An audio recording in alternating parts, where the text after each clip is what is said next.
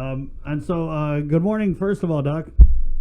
Oh, good morning, Sabrina. Good morning, Christopher. Good morning. And so we wanted to bring you on because and talk a little bit about this whole hotspot thing, and we saw that you had some comments, and this has been something, Bree, that I know you've been following closely. I lost Which track. one? The whole quarantine testing of the and the hotspot and right, the non-hotspot. Yeah. And so we did. I felt like it changed a few times in the last couple weeks, Doc. I guess. So that was the court. Okay, just first of all, what are your thoughts on that hotspot policy?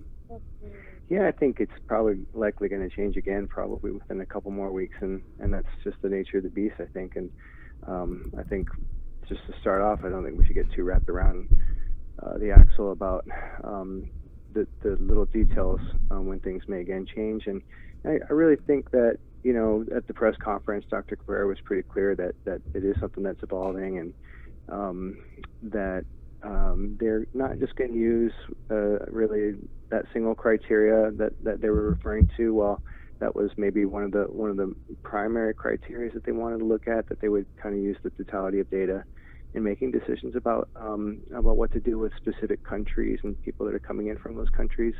I'm sure they all feel a tremendous sense of responsibility to try to make the right decision, and you know, behind closed doors, you know, we're not privy to the kinds of you know, discussions or arguments or what have you that they're doing after hours every day to try to come to some sort of decision about something that makes some kind of sense. So, you know, this metric that they're talking about, the doubling days, right? And it's not confusing if you just say, hey, how many deaths do we have today? And how many days did we have how long ago did we have half that many deaths? And you know, from that perspective, it's clear. But what was not clear, and you really had to dive into it, and I had to get some clarification from Dr. Cabrera on this. What was not clear from the, if you looked at the full release from Public Health, there was a link in there to a New York Times compilation page. Mm-hmm. And that page, first of all, the link was broken, and that didn't help things, because you went to that link and it looked like it was broken. It was one of these PDF errors. And that was my first problem, and I didn't realize I wasn't putting the address in right. But then when you actually do get to the page, it shows you this map, and you got to click on a tab that says Hotspots, and then it shows you all the countries, and it shows you their color code based on what their number is for doubling days. If you're on your phone, it doesn't show you the number. Apparently on your laptop, it will show you the number. And then way down in the bottom underneath, there's these little tiny details that say on the New York Times doubling day calculation, they use the previous week of data. So they're not doing it in a way that I think most people would intuitively say, you know, when did the deaths double? How long did it take for the deaths to double over all time? They're saying, let's say a week ago you had 15 deaths, and then the next day you have 20 deaths, and the next day you have 14 deaths, and then they use those numbers to calculate when would we expect to double. So what that does, it says if you're having a bad week, then the doubling rate is going to decrease. The doubling days is going to decrease. You're going to get to that doubling time a lot faster. And so I think that was the main source of confusion, at least for me, when I was trying to just validate the doubling date for the PI, for example. And everything I looked at, it was showing, you know, well over 30 days. So I didn't kind of understand where Dr. Cabrera was coming from. But then once I got into the details, again, devil's in the details, but trust Dr. Cabrera. He's the devil's in the details? The devil is in the detail. And indeed, yeah, I think if you look at just the most recent week of data, then it's true. If you're just looking at that one metric, but I don't think it's something we need to get too wrapped around. I mean, they chose a number of 30, and it could be, they could say, you know what, let's make it 20. You know, that's going to make it a little bit harder to reach that criteria. But then we're really sure that it's a hotspot. They could say, hey, there's just another metric. But you know, if it was a little more accessible and a little easier to understand, and that was part of the goal for picking that metric, is that they wanted to be something accessible that the public can just go and say, oh, okay, I can see from this published website what the doubling days are for this country. But it's a little bit not quite as intuitive as that, and even the week calculation, maybe that's going to introduce a little bit more variability and how much that correlates to a true hotspot. You know, do you look at cases? There's problems looking at cases because we're testing a lot more. And if Guam's any example, you look at the last 30 to 40 cases that we've had, they haven't been as severe.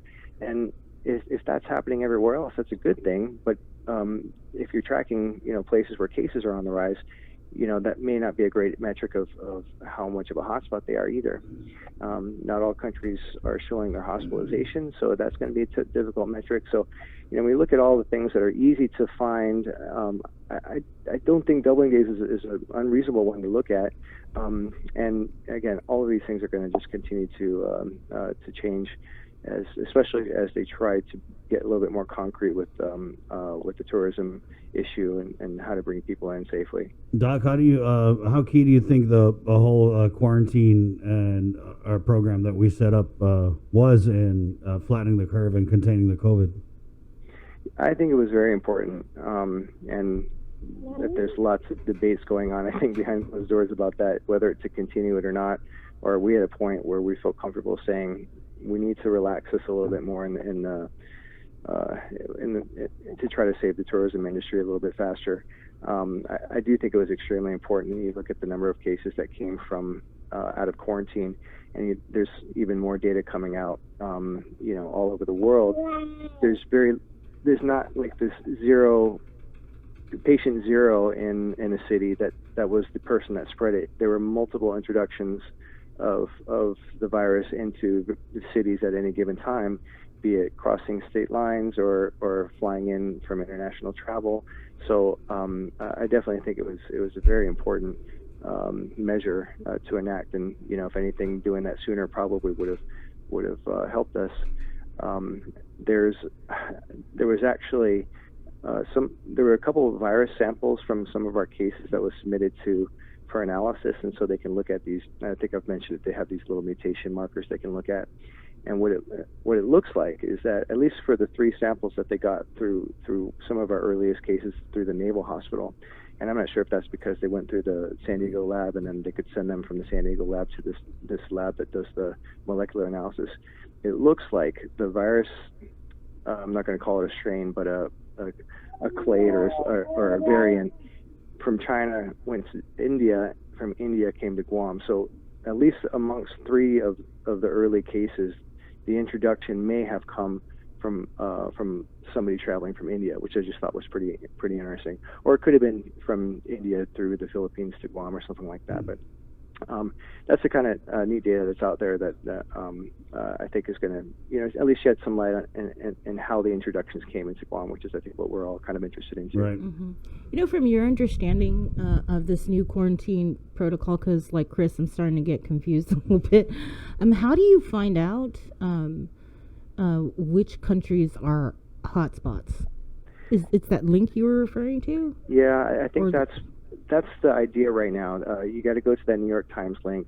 When you see the first map that pops up, there's a tab on the right that says hotspots. You click on it, and if the number is 30 or less, which defines it as a hotspot according to the criteria in the release, then yes, then that's a hotspot. And what's the difference if it's a hotspot or not in the criteria? I think it just means that you can't quarantine at home. I honestly think that was the only difference, yeah. Right? So it's really not I don't think it's a huge deal, but it is an important one. But that's how I think people can find it if they want to. It's just not super easy to do, and they're not going to go through and summarize the most important countries for Guam. And we got probably a short list of 5 to 10 countries that we would mostly be interested in. You could easily just pull the numbers off the screen and put it in a table, and you could just see it. I'm surprised there isn't just like a readily available list of, or is there, Bree? I mean, do they have like, if you're coming from here or here? I would think that they would make it easy for you. Yeah, and maybe, I think that there's some. Where are you at, Dr. Cabrera?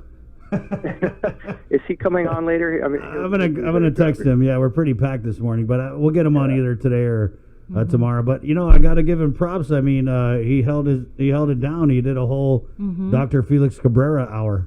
It was actually longer than that. Yeah, he did a nice job, and I think he showed the rationale and why they chose what they did, and you did a nice job filling the questions. So. I don't know. I think I'm still trying to figure out the criteria for moving backwards from P-Core 2 or P-Core 3. It just kind of seems like it's almost impossible to move backwards. Right? We need like a double surge, a tripling of hospitalizations occurring during an eclipse on a Tuesday, and then that would make us. No, but Doug, let me ask you, because you've been one of these early voices to kind of call out the gloom and doom projections that we saw. And when I say that, I don't mean I think that was the data they had at the time. But you've been one to kind of say that, hey, this isn't going to be as bad as we thought it was. Do you think now that the COVID is over, so to speak?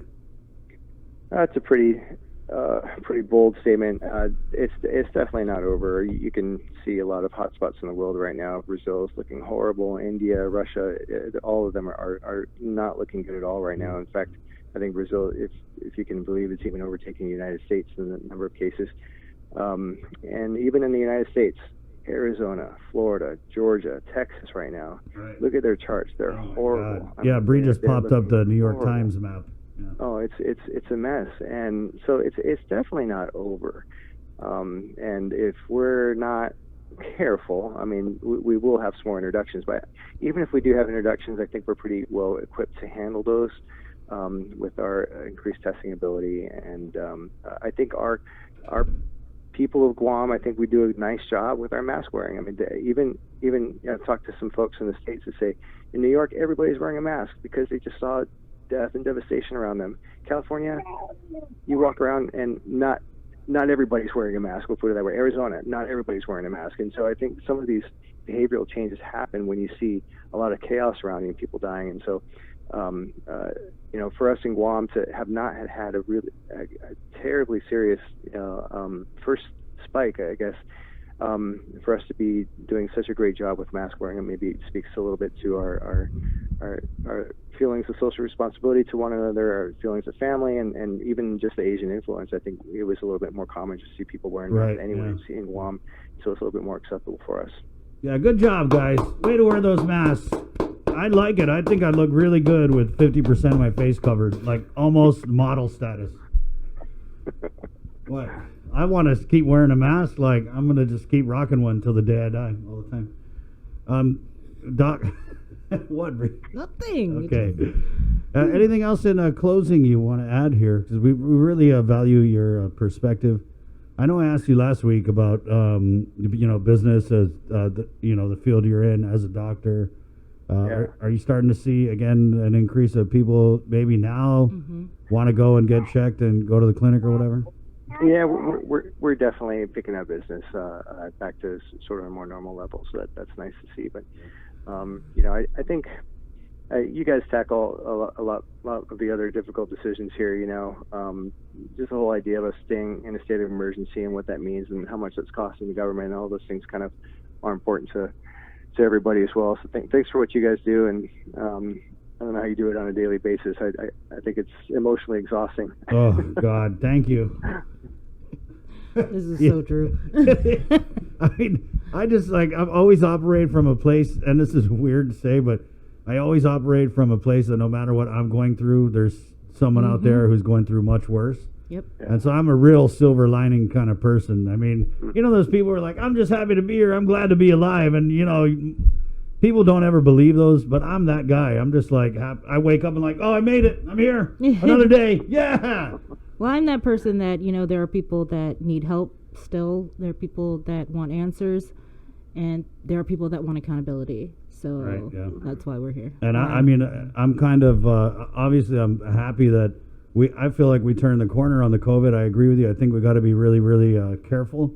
And I think that now the conversation is going to start really being about the accountability. And I guess for us, it's going to be back to business as usual and trying to hold people up to the standards of transparency that we want, because we were trying to do it during the height of the COVID while everything else was happening. You know what I mean? So now I think our focus is going to be, we got to get that budget. There's just a whole bunch of stuff that isn't necessarily COVID related, but since we're living in the time of the COVID, I mean, you know what I'm saying? Yeah, things have changed. Yeah. Rapidly evolving, I think, was the term. That's right. Well, Doc, thank you. We'll let you get to the kids. I hear them in the background there. It's cute. Yeah, sorry for the distraction. No, don't be sorry. Hello, we got kids. Yeah, I like it. I love the sound of children. All right, take care, guys. All right, You take too. care. Wash your hands. All right, bye-bye. Okay, bye. 7 o'clock. We'll take a little break and let's go on base. What do you want on base? We'll check in with the new public information officer from the Guam National Guard, Mark Scott. So Major Joe, after I don't know how many years of service she had as the spokesperson, is I think